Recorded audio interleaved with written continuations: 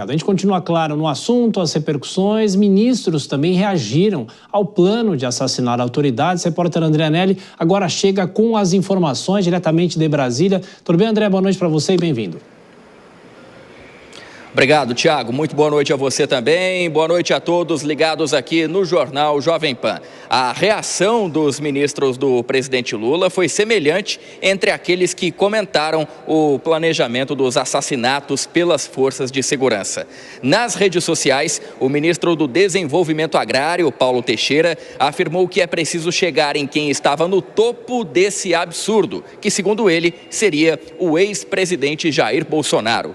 Uma outra repercussão que ganhou destaque foi do ministro da Secretaria-Geral da Presidência da República. Márcio Macedo chamou a atenção porque um dos acusados já desempenhou o cargo que hoje ocupa aqui no Palácio do Planalto. E a gente ouve então agora a repercussão por parte de Márcio Macedo sob esse ponto de vista.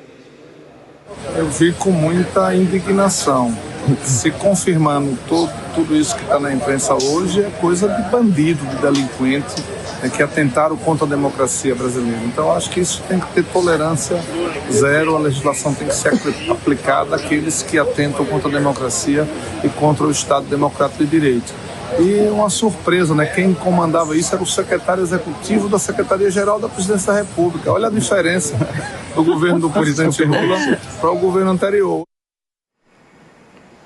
O ministro da Secretaria de Comunicação Social, da SECOM, Paulo Pimenta, foi outro membro do primeiro escalão a condenar o planejamento dos assassinatos do presidente Lula, do vice Geraldo Alckmin e do presidente do Tribunal Superior Eleitoral, o ministro do Supremo, Alexandre de Moraes. De acordo com Paulo Pimenta, o episódio traz elementos extremamente graves sobre a participação de pessoas do núcleo do governo do ex-presidente, avaliando que o ocorrido no 8 de janeiro do ano passado não tratava, segundo ele, de pessoas que estavam protestando de forma democrática. Eu acho que é um fato gravíssimo, que traz elementos novos, que até então não eram de conhecimento público, sobre o envolvimento de militares do Exército diretamente envolvidos no golpe.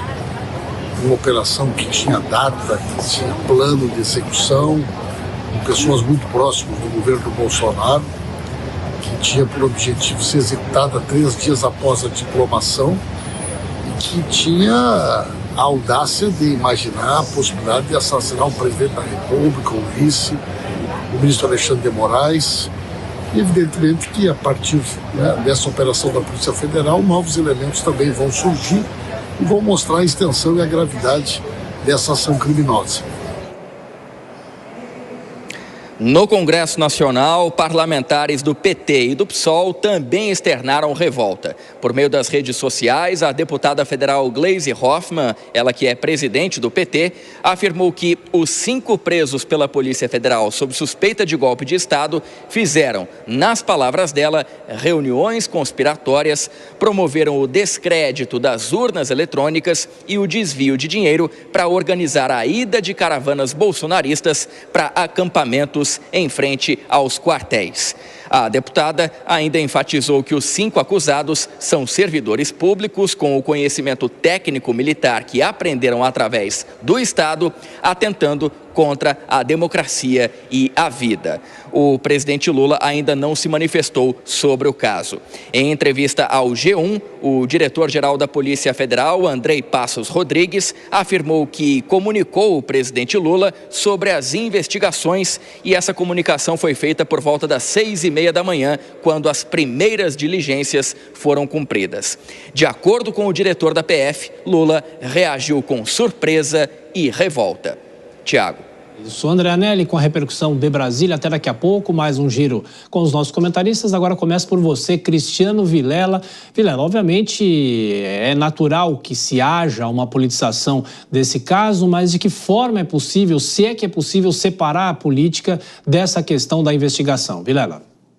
Olha, o judiciário, especialmente, tem que fazer essa separação. Aliás, não apenas o Poder Judiciário, mas as forças de investigação. O trabalho da Polícia Federal, por mais estarrecedor que possa ser esse tipo de questão, mas tem que ser um trabalho bastante técnico, apartidário, procurando trazer elementos que venham a elucidar os fatos. Muitas vezes, esses elementos vão se divorciar um pouco da narrativa política, do calor político, mas o trabalho técnico, ele tem que ser um trabalho de analisar. Agora, é natural que dentro do contexto político, as forças políticas envolvidas venham a se utilizar dessas narrativas, dessas construções políticas, até para fazer, eventualmente, com que um lado se sobressaia diante de outro e até com vistas a um processo eleitoral de 2026 que já está sendo construído desde já.